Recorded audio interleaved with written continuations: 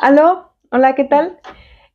Nos encontramos aquí para analizar el capítulo 2 del libro de Éxodo, con el episodio titulado Dios escucha a su pueblo.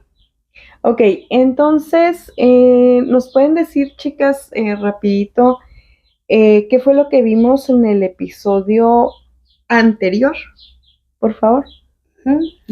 Bueno, yo recuerdo que estábamos analizando la historia cuando se le pide a las parteras tomar una decisión, y pues que ellas firmemente, está aquí textual en la palabra, por el temor al Señor, ellas decidieron firmemente pues desobedecer algo que iba en contra de Dios, ¿no? Y obedecer a Dios primordialmente. Pues es lo... Entonces, y una vez que Faraón ve, ¿no?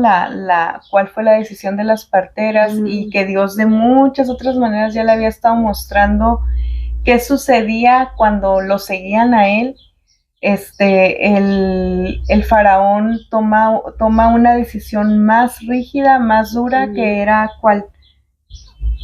De asesinarlos. De asesinarlos, pero ya involucra al pueblo, ¿se acuerdan? O sea, que ya les dice al pueblo, a su pueblo les dice que los eliminen, ¿no? Que los arroje. Que los arroje al río. Ajá, entonces ahí vemos esta situación.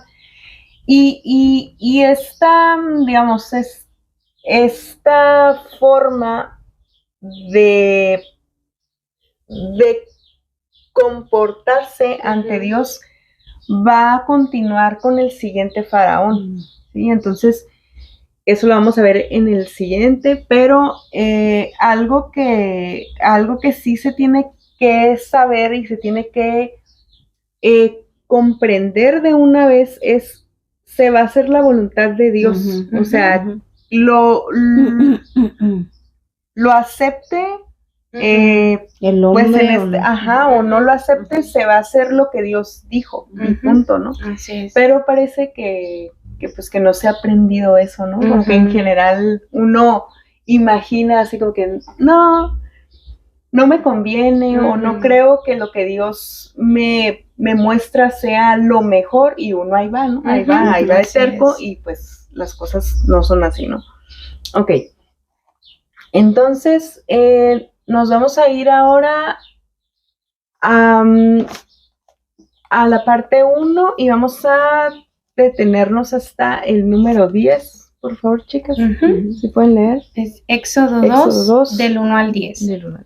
Un varón de la familia de Leví fue y tomó por mujer a una hija de Leví, la que concibió y dio a luz un hijo, y viéndole que era hermoso, le tuvo escondido 3 meses, pero no pudiendo ocultarle más tiempo, tomó una arquilla de juncos y la calafateó con asfalto y brea, y colocó en ella al niño y lo puso en un carrizal a la orilla del río.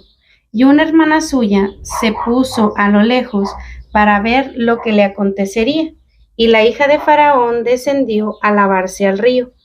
Y paseándose sus doncellas por la ribera del río, vio ella la arquilla en el carrizal, y envió una criada suya a que la tomase. Y cuando la abrió, vio al niño, y he aquí que el niño lloraba, y teniendo compasión de él, dijo: de los niños de los hebreos es este. Entonces su hermana dijo a la hija de Faraón: ¿iré a llamarte una nodriza de las hebreas para que te críe este niño? Y la hija de Faraón respondió: ve. Entonces fue la doncella y llamó a la madre del niño, a la cual dijo la hija de Faraón: lleva a este niño y críamelo, y yo te lo pagaré. Y la mujer tomó al niño y lo crió, y cuando el niño creció, ella lo trajo a la hija de Faraón, la cual lo prohijó y le puso por nombre Moisés, diciendo: porque de las aguas lo saqué. Okay. Aquí, chicas, ¿qué es lo que pueden ver con esta situación? ¿Qué es lo que alcanza a ver, Silvita? Pues que el Señor, como mencionabas hace ratito, ¿no? Los planes del Señor pues no se pueden interrumpir, no se pueden romper, no se pueden truncar. Lo que Él determine que pase, pues va a pasar. Y en este caso es así, ¿no? Como en todo. Moisés, pues es del pueblo de Israel, ¿no? y el Señor lo cuida aún dentro del reinado de Faraón, y con él va a cumplir sus propósitos, pero se me hace eso muy, muy, muy bonito, y cómo muestra el Señor su poder, ¿no? Por sobre todo, porque aún dentro del lugar donde nace el deseo, la maldad, ¿no? De querer eliminar al pueblo de Israel, como hay dentro de todo eso, el Señor lo cuida, ¿no? Lo protege para sus propósitos. Sí. Y pues a mí la parte en la que su madre es pues también, pues en su propósito del Señor, pues que esté ahí también, ¿no? Con él. Y pues esto también va en base a no solamente que él iba a tener un cuidado, sino que parte del cuidado físico o ayuda a la hija de Faraón, pues también realmente le iba a enseñar lo que era esencial, ¿no? Entonces, pues ahí, esa también es una parte que me llama la atención. Sí, porque siempre nos muestran como que Moisés no sabía, o sea, quién fue su verdadera madre, y que como que él desconocía de dónde venía, etcétera, etcétera, pero la Biblia no nos dice eso para nada, ¿no? Para nada. Y ahorita voy a hacer un pequeño, lo que decía Abril sobre esta parte, la invitación que siempre se les hace a leer la palabra, a escudriñar, a investigar, a buscar un poco más en esto, ¿no? Hay muchas cosas ahora que están de moda, sobre todo en estas series o películas o cosas que podemos tener incluso pues a la mano, y la verdad es que van contrarias, y se los digo porque hace poco tiempo miraba esto, ¿no? Que ahora algo que es muy famoso y que habla de la vida de esta persona, lo toman como una persona confundida y que no sabe de dónde viene ni a dónde va ni nada de estas cosas, y cuando vamos realmente a la palabra, pues desde este punto pues se ve el cuidado y todo el propósito de Dios. Entonces pues una invitación más para que leamos y escudriñemos la palabra. Sí, porque es que no podemos dejar de lado, ¿no? Que por más bien hecha que se encuentre una serie, la mayoría de ellas tienen un poco o un mucho de ficción, dependiendo de la serie. Entonces, pudiera decir la gente, no, pues es que pudo haber pasado. Pues no sabemos si pudo haber pasado o no, pero aquí no dice eso, y no se ve a un parte Moisés esencial. Y no se ve a un Moisés que diga, ay, es que yo no sé de dónde vengo, no sé, no, o sea, y tan es así que Moisés sabía quién era y de dónde venía y todo, que la hija de Faraón, que fue la que lo adoptó, claramente dice, y su criada, es más, espérenme, ¿dónde está? Ok, dice, entonces su hermana dijo a la hija de Faraón, en el 7, dice. Entonces su hermana dijo a la hija de Faraón, iré a llamarle una nodriza de las hebreas para que te críe este niño. ¿Por qué? Porque, o sea, ahí no se ve ninguna intención de ocultar de dónde venía Moisés, o sea, para nada, ¿no? Entonces, aquí pues está esa parte, ¿no? Otra parte que a mí me llama mucho la atención es que siempre nos imaginamos que cuando la mamá de Moisés lo deja en el río, lo deja en un río turbulento, mientras el río se está moviendo, está, pues, ¿qué se puede decir? Con cocodrilos y con remolinos y tanta cosa. Y no es así, o sea, la mamá de Moisés lo deja en un lugar seguro y las aguas se encuentran quietas. Y ahí es donde va la hija de Faraón a lavarse, y ahí lo encuentra en un lugar quieto, manso, y que esto es bien importante, o por lo menos a mí me llama mucho. ¿Por qué? Porque lo encuentra en unas aguas quietas y mansas, y uno de los rasgos de Moisés es que fue alguien manso, y que Dios dice que, bueno, hablando en cuestiones de un ser humano como nosotros, no ha habido otro tan manso como Moisés.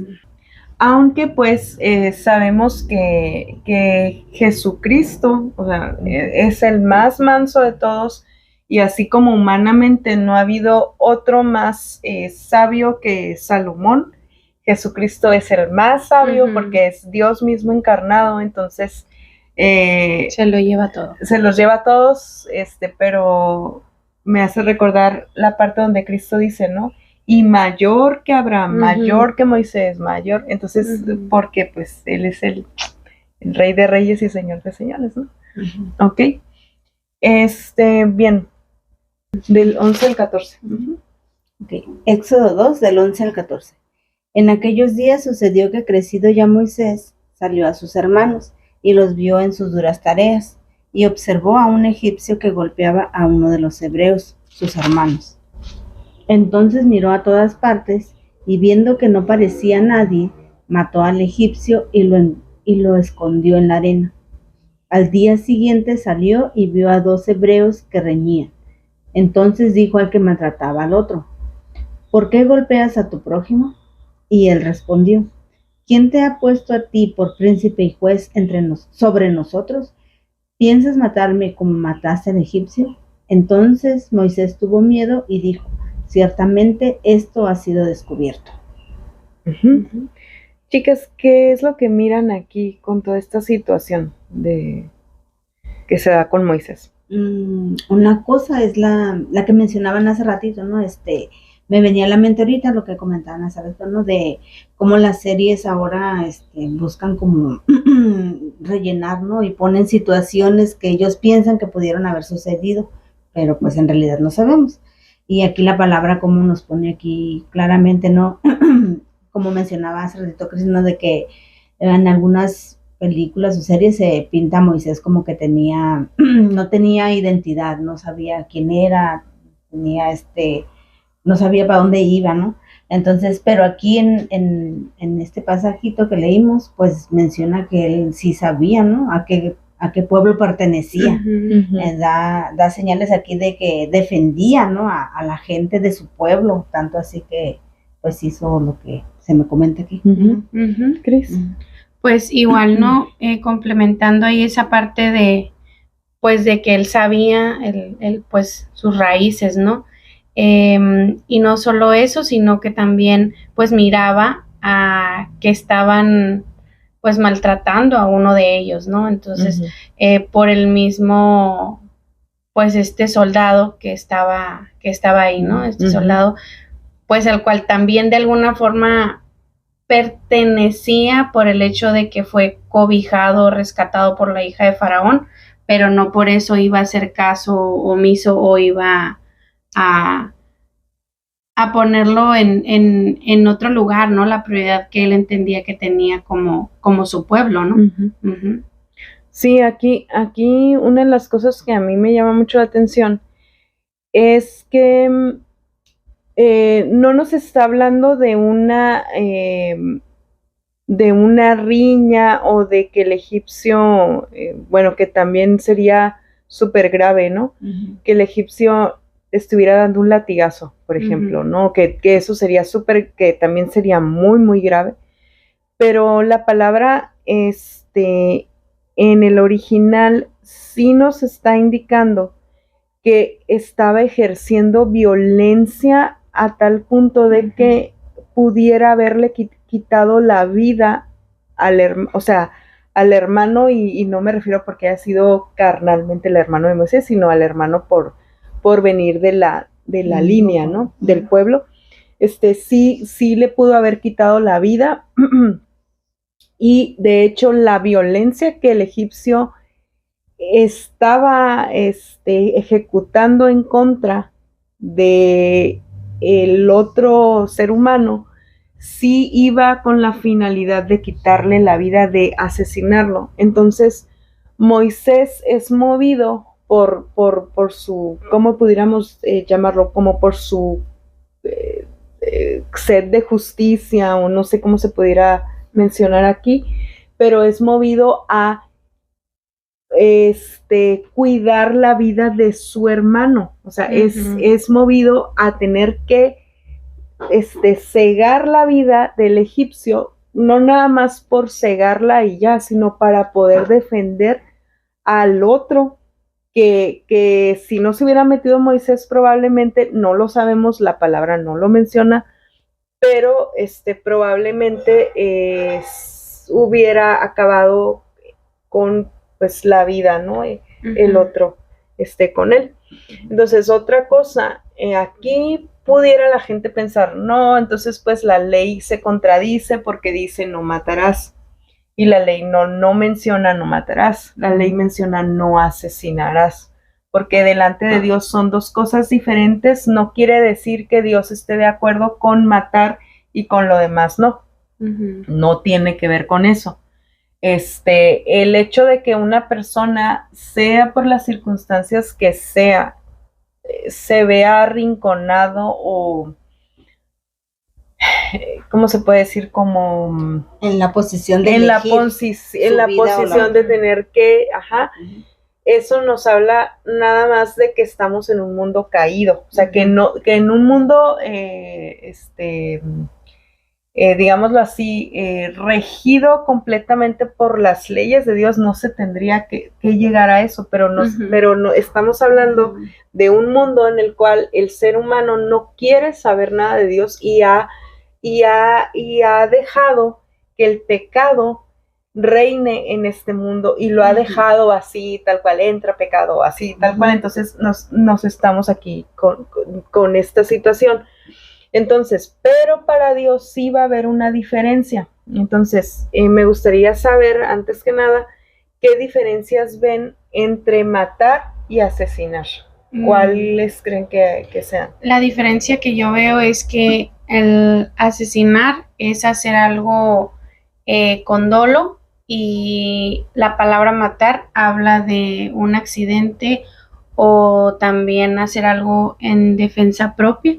Entonces, igual, también defensa propia o defendiendo a alguien más. Exactamente. Entonces, cuando en la Biblia más adelante, mucho más adelante, Dios les va a dar unas leyes en cuanto a esto. Entonces, cuando alguien asesinaba, ¿qué se entiende? Es arrancarle la vida a alguien por el gusto de arrancarle la vida. Es como, por ejemplo, ¿no? Que yo me encuentre aquí feliz de la vida, en mi casa, estoy en la madrugada, aquí a gusto, durmiendo. Y entra un grupo de personas, un grupo de delincuentes de los más bajos instintos que se puedan imaginar. Entran a mi casa, matan a mi familia, hacen las atrocidades más grandes que se puedan hacer con mi familia. Ellos son unos asesinos, ¿sí? Son unos asesinos. Y no obstante con eso, me llevan a mí y me secuestran. Entonces, estamos hablando de algo completamente grave.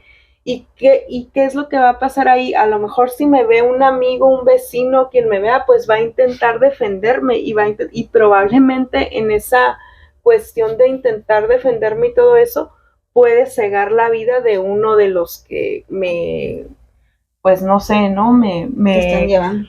Me está intentando secuestrar entonces él no va a caer en la misma categoría que el otro.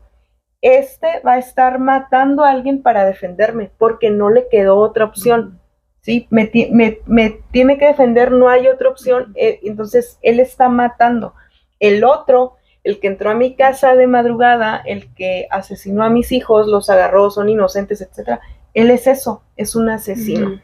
Entonces, para Dios sí hay diferencia, y no quiere decir que Dios avale matar y asesinar, no, pero sí son diferentes, y en la ley viene claramente que si yo mato a alguien porque fue una riña, pero yo no tenía la intención de matarlo, no era ese mi finalidad, si fue por un accidente, fue por defensa, Dios en la ley estableció ciudades a las cuales podía yo huir y me podía refugiar esperando a que se hiciera una especie de juicio donde se me diera la oportunidad de yo decir qué fue lo que pasó, traer gente que avalara lo que había pasado y todo. Entonces, y mi vida, si había sido un accidente y si no había sido con dolo, etcétera, yo podía salvar podía salvar mi vida, no tenían que cegar mi vida. Pero si yo había asesinado, ahí Dios no me decía, oye, pues vete a tal ciudad, no, ahí era inmediatamente. Y podemos pensar en este momento, decir, no, pues ya no estamos bajo la ley, estamos bajo la gracia. Óyeme, ¿qué crees que hace el pecado en nuestras vidas? ¿Sí? Cada vez que nosotros le hemos abierto la puerta al pecado sin tener a Cristo, el ser humano está muriendo constantemente. ¿Por qué? Porque la paga del pecado es muerte, y esa es una regla general para todos. O sea, Jesucristo, siendo inocente, tuvo que pagar mi deuda por el pecado, tu deuda y nuestra deuda por el pecado. Por eso murió Jesucristo, porque Dios no bajó los estándares ni por su propio Hijo. Y si no lo hizo por su propio Hijo, ¿qué nos hace pensar a nosotros que los va a bajar por nosotros? Que nosotros sí somos pecadores y todo lo que, por eso necesitamos a Jesús y por eso necesitamos clamar a Él y reconocerlo como nuestro Señor y Salvador. ¿Okay? Vámonos al déjame. Ok, aquí algo que les llama la atención de la actitud que tuvo Moisés después de matar al egipcio. Pues cuando se siente descubierto, ¿no? Ajá, sí. Sí, ahí entra lo que comentabas, ¿no? No es algo que el Señor apruebe, el quitarle la vida a alguien, ya sea que mates o que sea un asesinato, ¿no? Y tanto es así que su conciencia lo acusa, ¿no?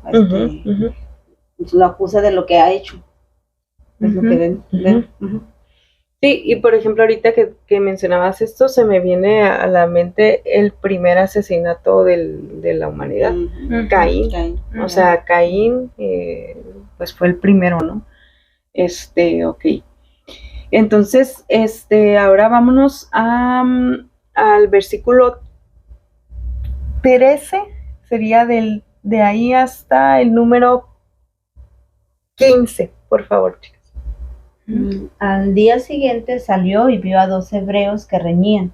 Entonces dijo al que maltrataba al otro: ¿por qué golpeas a tu prójimo?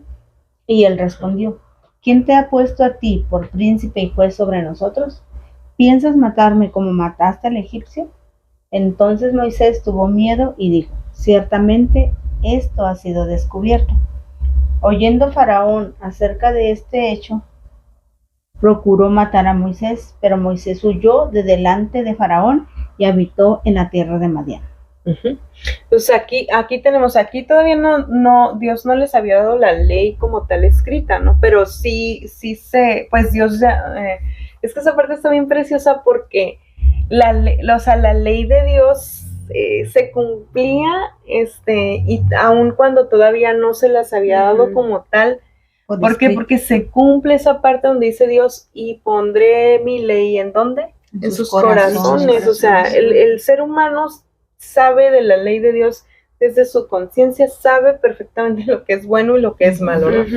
Entonces, en esta parte se cumple lo que más adelante Dios les va a mandar, ¿no? Que si alguien cegó la vida de otra persona, si lo mató, ya sea para defender su vida o la de alguien más, tenía esta oportunidad de huir, pero en ese entonces pues ya les había puesto los lugares, ¿no? A dónde y todo. Y aquí Moisés, o sea, a él se le permite huir de la tierra en la que se encontraba. Entonces, a pesar de que Faraón pues ya se había enterado de todo esto y pues iba a matarlo como tal, a Moisés, ¿no? Entonces, chicas, ¿qué es lo que sucede en esta situación donde Moisés se va al desierto y a dónde llega? A Madián. A Madián. ¿Y a quiénes conoce ahí? A Jetro, a Séfora y a sus hermanas. ¿Y qué pasa con Moisés y con ella? se casan, ¿no? Entonces, ahí. Entonces, de Moisés y de Séfora, pues de ahí viene, ¿no? También toda una línea, ¿no? Muy buena también. Ok. Entonces, vámonos a ir a los versículos 23, vamos a culminar en el 25, no sin antes invitarlas a que analicen la palabra de Dios, no se dejen guiar nada más por lo que aquí se ve, sino que es responsabilidad de cada una de nosotras y de las que están allá, que analicen la palabra de Dios, por favor, que la lean diario y le pidan guía a Dios para que Él les muestre. Acuérdense, no, la Biblia no la podemos leer como cualquier otro libro que lo agarras y lo lees. Oren primero antes de leer la palabra de Dios. Eso es súper importante. Y su maestro, el maestro que nos ha dejado Jesucristo a todas aquellas quienes somos sus hijas, Él les va a explicar todas las cosas y les va a dar la sabiduría y lo que necesiten. ¿Okay? Bueno, esperando que hayan ustedes leído lo que está entre el 15 y el 23. Vamos a seguir con Éxodo 2, del 23 al 25. Aconteció que después de muchos días murió el rey de Egipto, y los hijos de Israel gemían a causa de la servidumbre, y clamaron, y subió a Dios el clamor de ellos con motivo de su servidumbre. Y oyó Dios el gemido de ellos, y se acordó de su pacto con Abraham, Isaac y Jacob. Y miró Dios a los hijos de Israel, y los reconoció Dios. Chicas, ¿qué les dice toda esta situación? ¿A dónde las lleva? ¿Qué les muestra el Señor aquí con la situación esta? Pues de en qué circunstancias se encontraba el pueblo y cuál es la actitud que tiene Dios al respecto. ¿En qué circunstancias se encontraba el pueblo? Desde el 23. Desde el 23. Dice que gemían a causa de la servidumbre y clamaron y subió Dios el clamor de ellos. Aquí también también recordándoles, ¿no? Este espacio es como para sembrarles, ¿no?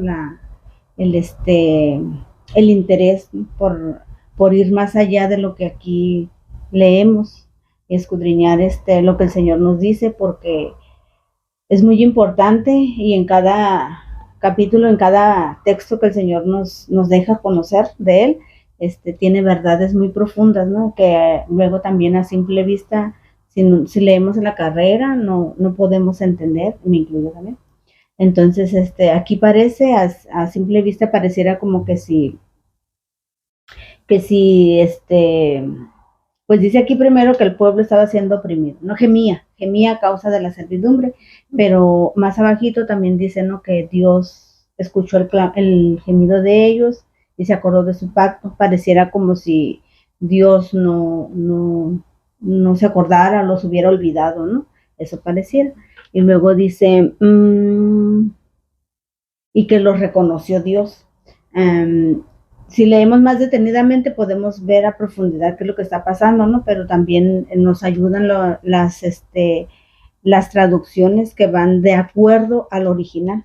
Y también gracias a Dios porque hubo esas personas, ¿no? Que pudieron traducir y que gracias a Dios que mantiene los originales, de los cuales también podemos saber, pues, exactamente a qué se está refiriendo, ¿no? Con algunas de estas palabras que, como les digo, pareciera aquí que Dios se había olvidado de ellos y que no los escuchaba anteriormente. Es lo que yo veo. Bueno, pues complementando pues un poquito ahí con esta parte, lo que veo y leo y alcanzo a entender de todo esto en la parte de clamar y del gemido, entiendo que es algo, si vamos como dice a la raíz de la palabra o profundizar un poco, pues es algo que viene muy internamente, ¿no? Es buscar en la necesidad, en el dolor, algo es algo mucho más profundo. Y pues también en este pacto que habla que Dios tenía con Abraham, Isaac y Jacob, con su pueblo, era la hora en la que él iba a actuar, ¿no? Efectivamente, aquí, por ejemplo, no nos está diciendo que Dios se olvidó o no nos está dejando con esta idea, sino más bien, por lo regular, o es más, siempre que en la Biblia aparece que Dios se acuerda de algo, ¿no? Y me acordé de mi pueblo y me acordé de la descendencia de no sé quién, ¿no? Sí, por nombrar algo. Es porque Dios va a actuar, porque ya llegó el momento de actuar, porque Él miró que hay un corazón contrito ahí. Y la palabra contrito significa, es algo que está siendo oprimido, que está siendo aplastado, pero no por cualquier fuerza, ni porque tuve remordimientos, ni porque, no. Es algo que está siendo apachurrado por el pecado, por la fuerza destructora del pecado. Es una palabra latina, latín. Viene del latín y significa así, tal cual, algo que está siendo oprimido y aplastado a punto de ser destruido por el pecado. Entonces, en ese momento, cuando en esa situación nuestro ser clama, eso es lo que Dios busca, un corazón contrito y humillado. ¿Por qué? Porque es cuando nosotros comprendemos, cuando realmente asimilamos que no somos dioses, que no somos, que así como literalmente se dice, no somos nada. Así, como dicen las personas, y es la verdad, o sea, no somos nada, o sea, en buena onda no somos nada, somos nada, no sé, ni siquiera o sea, no somos nada y aún ¿Y a así, quién vamos a acudir? Pues aquel que lo llena todo en todo, que lo hace. Entonces, y es algo precioso una vez que lo entendemos, y en lo personal les puedo comentar que yo hace tiempo entendí esto. Dios no me necesita. Dios no me necesita. Y algo que en lo personal me saqué de la cabeza y del corazón hace mucho tiempo es estas cuestiones de no sé, ¿no? Ay, Dios, ¿dónde me necesitas? No. O sea, yo en mi interior, y es algo personal, es algo bien personal. Yo entendí esa parte. Dios no me necesita. O sea, yo no tengo que, Abril, no tengo que andarle diciendo, Dios, ¿dónde me necesitas? Porque se me va a decir, yo no te necesito. Ninguna. O sea, yo no te necesito en ninguna parte. O sea, no te necesito. Te doy el ¿cómo podría decirse? Como la bendición, el gozo de que participes en donde yo te diga que participes, para que participes de la bendición, del crecimiento que quiero darte, porque yo soy bueno, no porque tú me puedas ayudar en algo, no porque tú seas buena, no. O sea, y esa parte en lo personal yo la entendí hace muchísimo. Dios no me necesita. Si me permite colaborar en algo, no es algo que venga de mí, es algo que viene de Él. Que son las obras que Él preparó. Desde el principio, ¿verdad? De antemano. Y otra cosa que les quiero comentar, incluso a ellas les comento, no sé si ya se los había comentado, chicas, pero también. Yo antes decía, bueno, ¿por qué las personas o por qué la Biblia dice, ¿no? Que anhelemos los galardones y las coronas. Decía, no, yo no quiero coronas, yo no quiero nada de eso. Yo estoy bien sin tener ninguna corona y sin tener nada, porque pues lo más grande es llegar con Jesucristo, y todavía lo pienso, lo más grande va a ser llegar con Jesucristo, y si Jesucristo me deja, me lo voy a abrazar así como lapa y no lo voy a soltar por eternidades de eternidades, ¿no? Pero ya cuando el Señor me hizo comprender que esas coronas y esos galardones se los voy a arrojar a los pies a Cristo y se los voy a regresar porque son suyos. Entonces mi mentalidad cambió y dije, no, Señor, entonces sí anhelo coronas, pero no porque yo me las vaya a merecer, ni mucho menos, sino porque quiero que me las des para regresártelas y para ponértelas a tus pies, porque son tuyas, son tuyas. Entonces, sí, en lo personal sí me ha cambiado mucho la visión en eso, y también me he dado cuenta que esta cuestión que yo traía de ay Dios, ¿dónde te sirvo? O sea, el Señor me va a decir, pues no, mija, no me sirves, o sea, yo pongo en ti el querer como el hacer, ¿no? Por su buena voluntad, pero cuando me di cuenta que estaba cayendo en esta postura de ay, ¿dónde te sirvo más? ¿Dónde me necesitas más?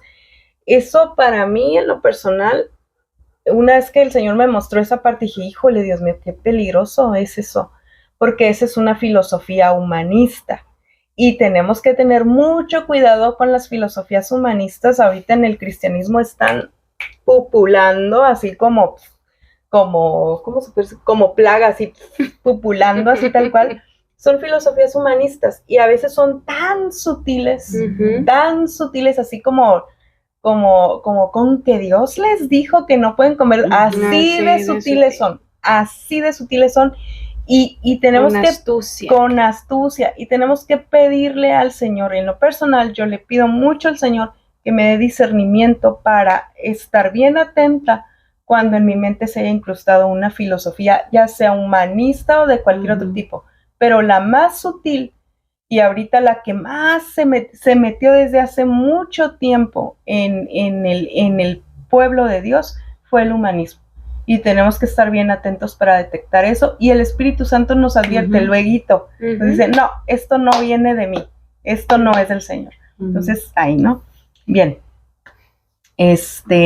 Bien, chicas. Entonces, aquí tenemos, ¿no? Esta parte. Dios no se olvida de los pactos, como bien lo habías mencionado. Y aunque pareciera, ¿no? Así como que, ay, lo dejé de lado, no es así. Dios va a actuar cuando dice y se acordó Dios. Y hay otra parte donde dice que oyó Dios el gemido de ellos. Y esta palabra en el original está bien bonita porque proviene de un verbo que es lishmoa. Entonces probablemente ya han escuchado esto que es Shema, que, bueno, como les comentaba, viene del infinitivo lishmoa y significa oír, escuchar, pero no es un verbo, ¿cómo podríamos llamarlo? Unilateral. No es unilateral. ¿Por qué? Porque es un verbo que te está diciendo que escuches para que hagas algo. Entonces, por eso, en Deuteronomio 6, donde dice Shema Israel, Shema Adonai Eloheinu, Adonai Echad. Ahí nos está diciendo que la nación escuche que solamente tiene un Dios, que es Adonai, y que ese Dios pues es uno, es uno, Echad. Y esta palabra Echad es la misma que se va a utilizar cuando Jesucristo, en la traducción del idioma en cuestión, cuando él dice el Padre y yo somos uno, se usa en la traducción del idioma se usa Echad, y no nada más es uno en cuanto a los objetivos y el propósito, implica ser uno. Entonces es bien importante, y pues como les comentaba, implica el escuchar para actuar. En este caso, a Dios nadie le puede demandar que actúe, nadie nada, o sea, no hay nadie superior a Dios, pero sí tenemos esta cuestión que cuando Dios hace pactos con alguien, en este caso con su nación, podemos encontrar que en varias ocasiones Dios jura por sí mismo, no nada más en estos pactos, sino en otras cuestiones, porque él mismo dice, no hay nadie superior a mí y no hay ningún otro nombre superior a mí, y juré por mí mismo tal, tal y tal. Entonces, este tipo de pacto es el pacto que Dios tiene con su pueblo. Entonces, aquí ya los oyó. ¿Por qué? Porque está habiendo un cambio en la nación. Está viendo que la nación ya no está clamando a Faraón, sino está clamando a Dios. Y eso es lo que Dios quiere ver, quiere que entendamos esa parte. Esta nación es un ejemplo para todos nosotros en todos los sentidos, o sea, en todos los sentidos. Ahora, en la parte donde dice que los miró, ¿sí? Que miró a los hijos de Jacob, o de, ¿quién dice? De Israel, y los reconoció. Esta es la cuestión, o sea, Dios los escucha que están gimiendo, están clamando a Él, humillados y todo lo demás. Entonces, Dios, ¿qué dice? Ya comprendieron, no tienen que ir a Faraón a pedirle a él, no tienen que ir a un ser humano a pedirle que tenga misión, no, es a mí. O sea, eso es una cuestión que como seres humanos le batallamos mucho. Dependemos muchas veces de cuestiones externas, en lugar de al primero tengo que clamar a Dios. Entonces, es lo que Dios está viendo aquí y dice, mira, estos son los que provienen del pacto de Abraham, de Isaac, de Jacob. Estos son el pueblo con el que yo hice los pactos, Israel. Estos. ¿Por qué? Porque vio la actitud. En este momento no vemos que la nación encienda ningún incienso a Dios ni nada, no. Pero tenemos que entender que la manera en cómo yo me estoy comunicando con Dios, estos son, y que más adelante en el Nuevo Testamento viene, la manera en la que yo me comunico con Dios y cómo le hablo a Dios y qué actitud tengo con Dios, es incienso fragante delante de Dios. Cuando yo me comunico con Dios de una manera inadecuada, a mi manera, pidiendo cosas meramente materiales por gusto de pedir materiales, y lo pido en el nombre de Jesucristo, pero la raíz está mal en el sentido desde por qué estoy pidiendo y para qué estoy pidiendo, ese no es incienso fragante delante de Dios. Ese muy probablemente, no lo sé, pero muy probablemente Dios le hace así como que, no. O sea, yo no lo estoy aceptando porque no viene con una actitud adecuada, ¿no? Entonces, chicas, ¿algo que quieran añadir para concluir? Bueno, pues la invitación es el día de hoy, la que yo les quiero hacer es que si tú estás alejada de Dios por tu pecado, porque no has recibido, no has creído, Dios te dice hoy que está esperando a que te humilles, que reconozcas que el pecado que tienes te separa de Él y no puedes ir a Él de ninguna otra forma, sino por medio de su Hijo Jesucristo. Él regresará y va a ser pronto. No dejes para mañana, no te jactes del día de mañana porque no sabes qué dará de sí el día. Y si tú estás alejada de Dios, igual por tu pecado, pero eres salva y estás alejada de esta vida que Dios te ha ofrecido, de esta nueva vida que Dios te ha dado, si eres una creyente alejada o con decisiones pues erróneas que has tomado, Dios te dice a ti también, vuelve a mí y te escucho. Sí. Pues el Señor nos promete, ¿no? Dios nos promete a través de su palabra que Jesucristo regresará por aquellos que hemos creído en Él como único y verdadero Salvador. Pues estamos viviendo situaciones difíciles que cada vez se complican más en el mundo y vemos cómo la maldad se aumenta. Es parte de lo que el Señor dice. Es verdad que tal vez antes también había maldad y no era tan conocido, y ahorita los medios lo hacen como más conocido, ¿no? Porque, no sé, los medios que hay de comunicación hacen llegar las noticias más rápido, ¿no? Pero es cierto también que la palabra lo dice, que la maldad se iba a incrementar, y pues en esas situaciones que estamos viviendo, pues es importante, ¿no? El ponernos a cuentas con Dios, el estar, saber que que Él no retarda su promesa, como algunos la tienen por tardanza, sino que es paciente, no queriendo que ninguno se pierda, sino que todos procedan al arrepentimiento, ¿no? También nos dice que cada uno dará cuentas de sí a Dios. Entonces, pues cada uno en lo personal consideremos nuestra vida, cómo el Señor nos encontrará el día que regrese o el día que nosotros vayamos a Él, porque no sabemos el momento que nos toque a nosotros partir de esta tierra. Pues y yo pues una vez más te quiero suplicar que si no has tomado la decisión más importante de tu vida, si no has recibido a Jesucristo como tu Señor, no la dudes más, o sea, no estés jugándola a luego, después, etcétera. O sea, es bien importante que entiendas que es la única decisión que va a hacer eco por toda tu eternidad. Lo que decidas respecto a Jesucristo te va a afectar eternamente.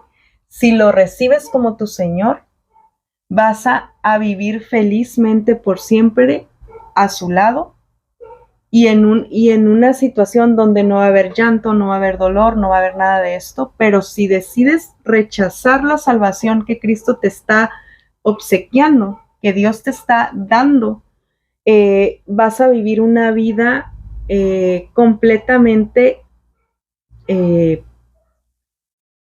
no tengo ni la expresión, llena de tinieblas, en un crujir de dientes, y no va a haber más salvación para ti ni para ninguna otra persona que no reciba a Jesucristo como su Señor y Salvador. Entonces es bien importante. ¿Y por qué lo digo? Porque como ya se mencionó, estamos en una situación bien complicada a nivel mundial. El hecho de que aquí no esté pasando a ese nivel, pero sí están pasando muchas cosas que antes no se veían aquí. No quiere decir que tengas todo el tiempo del mundo para ver si recibes a Cristo, porque no sabemos si toda esta situación a nivel mundial que se desató a partir del 7 de octubre se vaya a acelerar de tal manera que en 2 semanas todo llegue a un nivel en el cual tú ya no puedas tomar una decisión, o no sabemos si se pueda ir retrasando por misericordia del Señor, y que pasen 10, 15 años, 20, no lo sabemos. Lo único que sí sabemos es que Jesucristo nos pidió estar atentos a la higuera, que es su nación, ¿sí? Y muchas de las cosas se están cumpliendo, ¿sí? Muchísimas de ellas. Y nos pidió también no estar ignorantes a las señales. El hecho de que no nos esté pasando aquí no quiere decir que el día de mañana no nos vaya a pasar. No quiere decir que si tú no aceptas a Jesucristo hoy, no vayas a tenerte que enfrentar al inicuo, y que por no ser valiente y no decidir por Jesucristo, permitas que para poder comer o para cualquier otra cuestión de estas, permitas que se te marque, y entonces sí, recibiendo la marca de la bestia, ya no tendrás salida. Y también, si no llegas a este punto y falleces, también ya no va a tener salida si no recibiste a Jesucristo como tu único Señor y Salvador. Mantengámonos atentos a la higuera, pidamos porque más personas de la nación reciban a Jesucristo como su único Señor y Salvador. Del otro lado también, que lo reciban como su Señor y Salvador, y a nivel mundial, porque hay cosas que se van a cumplir. Tiene que pasar el último de los gentiles para nosotros poder ser arrebatados, ¿sí? Entre muchas otras cuestiones ahí, que ya cada vez las veo más cerquita, la verdad. No sabemos quién va a ser el último de los gentiles. Y por otro lado, para que Jesucristo ponga un pie en el Monte de los Olivos por segunda vez, es decir, que regrese a la tierra, Israel tiene que clamar y tiene que decir: bendito el que viene en el nombre del Señor. y tenemos que estar como creyentes orando por la salvación de todas las personas que faltan, porque pidamos que Dios quebrante su corazón por todo el mundo, y tenemos que estar rogándole a Dios que la nación suya, Israel, acepte a Jesucristo, los más que se puedan, que reciban a Jesucristo como su Señor y Salvador, porque todo esto se tiene que cumplir, y de los que queden, del remanente, esos tienen que clamar y tienen que decir esta frase que Jesucristo les profetizó que iban a decir. Oremos por esto, no lo tomemos a la ligera, de verdad. Bye.